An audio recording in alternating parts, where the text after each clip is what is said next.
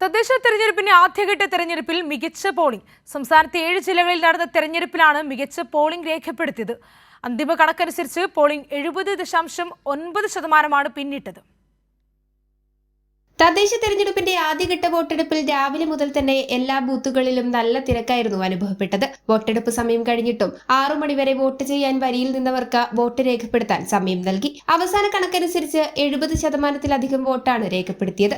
തിരുവനന്തപുരം, കൊല്ലം, ആലപ്പുഴ, പത്തനംതിട്ട, കോട്ടയം, ഇടുക്കി, എറണാകുളം എന്നീ 7 ജില്ലകളിലാണ് ആദ്യഘട്ട വോട്ടെടുപ്പ് നടന്നത്. എറണാകുളം ജില്ലയിലാണ് ഏറ്റവും കൂടുതൽ പോളിംഗ് രേഖപ്പെടുത്തിയത്. ഏറ്റവും കുറവ് പത്തനംതിട്ട ജില്ലയിലും രേഖപ്പെടുത്തി. തിരുവനന്തപുരം കോർപ്പറേഷനിൽ 58.24%, കൊല്ലം കോർപ്പറേഷനിൽ 63.32%, കൊച്ചി കോർപ്പറേഷനിൽ 62.52% വോട്ടാണ് രേഖപ്പെടുത്തിയത്. 7 ജില്ലകളിലായി 1,32,83,789 വോട്ടർമാരാണ് ഉണ്ടായിരുന്നത്. 2020-ൽ 75.95% പോളിംഗ്. അതേസമയം ചിലയിടങ്ങളിൽ പോളിംഗിനിടെ സംഘർഷവും ഉണ്ടായിരുന്നു.